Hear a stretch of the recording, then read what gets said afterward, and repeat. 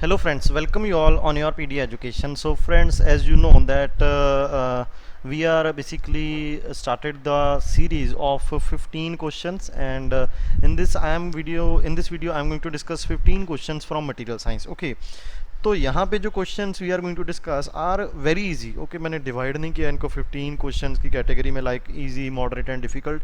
I am just framed 15 question to check the basic understanding whatever we have studied till yet. Okay, so start करते हैं video को.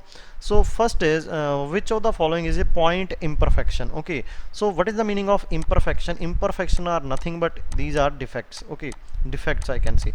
So there are different type of defect, like point defect are there, line defect are there, surface defects are there, different type of defects are there. Okay, so which of the following is not a which of the following is a point imperfection? कौन सा इनमें से point imperfection है? First is vacancy. Yes, vacancy point imperfection है आपके पास अगर atoms ऐसे हैं.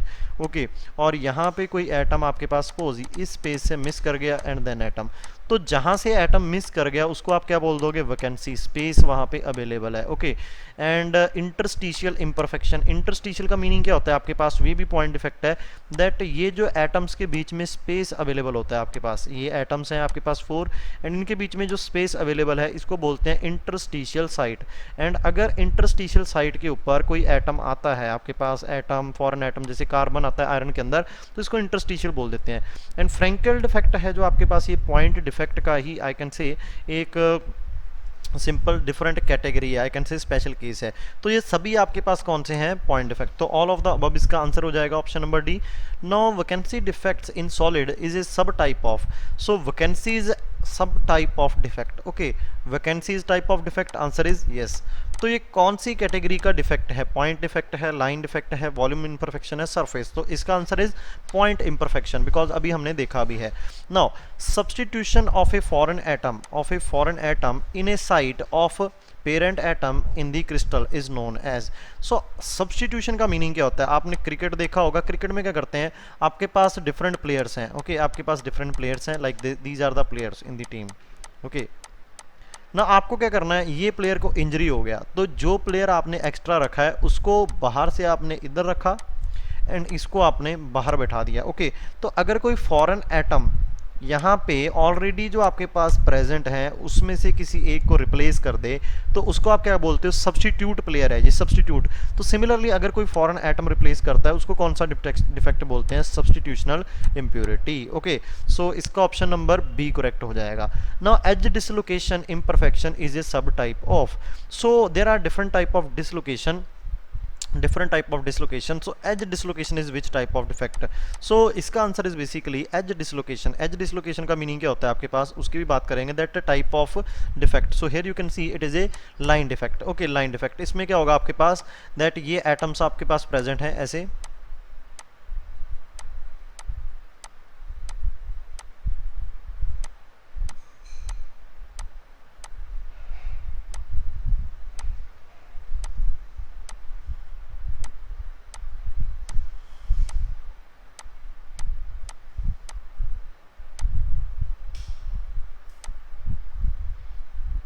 ये आप देखो, ये आपके पास एटॉमिक लाइन ऊपर से नीचे आ रही है, लेकिन ये लाइन यहीं पे आके एंड हो गई.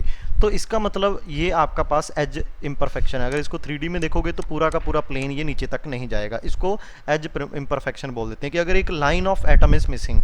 Now displacement of ion from regular location to interstitial location is known as. तो यहाँ पे आपके पास आयन्स प्रेजेंट हैं, सपोज बहुत सारे आयन्स प्रेजेंट हैं,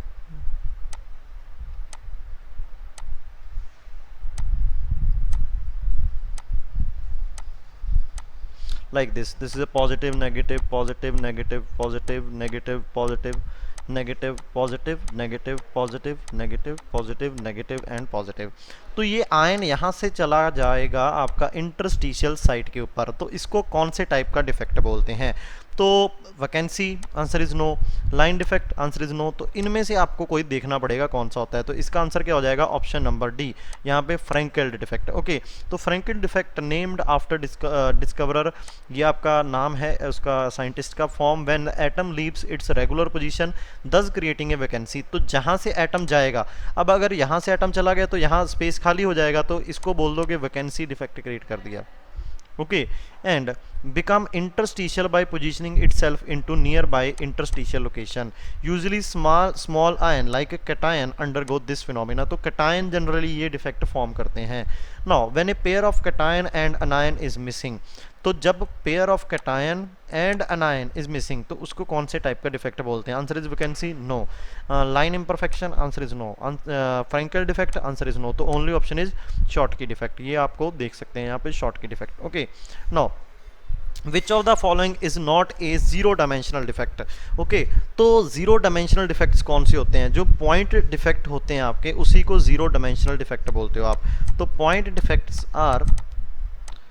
defect are called zero dimensional defect, whereas line defects are called 2D defects, I can say। okay, so here you can see sorry 1D defects, line defects। okay, so vacancy is a point defect, substitution impurity is a point defect, short key defect is a point defect। तो ये तो सभी कौन से हैं, zero dimensional.